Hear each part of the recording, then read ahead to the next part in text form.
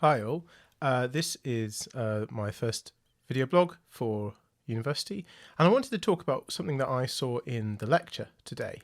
So if you've forgotten or you weren't there, our lecturer Fede had a system that people could use on their phones and on their computers so that they could enter a word and it would appear up on the board when a question was posed. And I think the question was something like, what is a feature of a game? Something like that. What makes a game? And at the start, people put up, engagement, interactivity, authenticity, all of that good stuff. And then he'd previously mentioned some otters at the zoo, and people started putting up otters, and you could see this word in the word cloud getting bigger and bigger. And eventually, people started to put spaghetti, otters in spaghetti, otters with Hitler moustaches and spaghetti, etc., etc. Maybe not that, but and so what had started off as this, quite simple academic exercise turned into a game, and it was quite funny.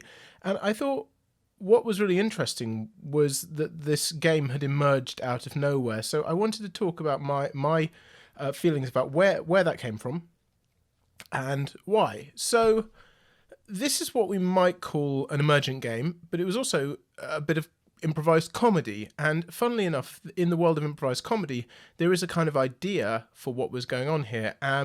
When comedians get together, they're often asked to find something called the game that drives the scene.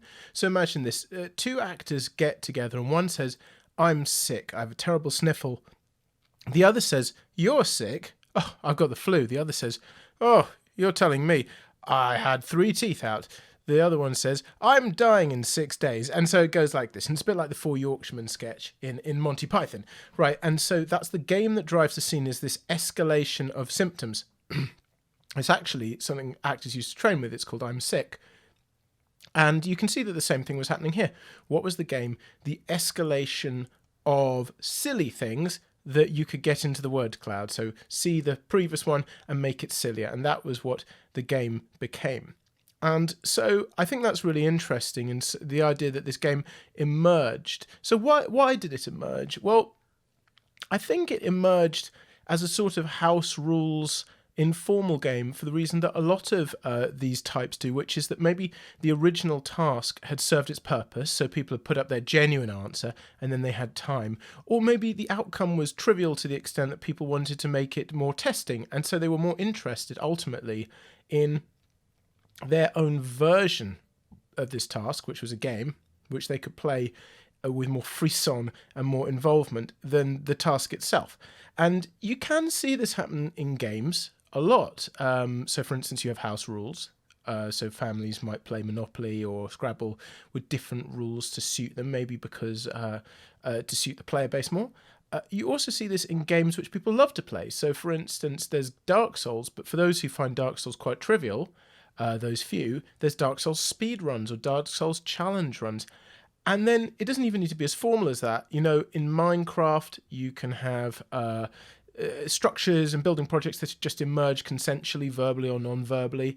And then you will eventually get to things like if Twitch plays Reddit, which has a gamified element of people trying to paint. I think it was called Our Place, and it was people painting 1 pixel every minute, and you could see these massive patterns emerge, and it was really great. So my feeling is that those come out of the fact that play is often much more interesting than the formal rules that are set up in the first place. And that's where I think it came from. And I think this is really interesting because, as I might talk about in another video, there are many games out there which actually have very little play in them. They have a lot of rules and they appear to set up a framework for play, but there is not much play. There's just a lot of doing as one is told and kind of experiencing things. And what's interesting is that with very simple things like a lecturer's question gone awry, you can actually end up in a situation of great pleasure and involvement and a lot of play for a lot of people. So that's my thoughts on that, and hope you enjoyed, and I'll see you next time.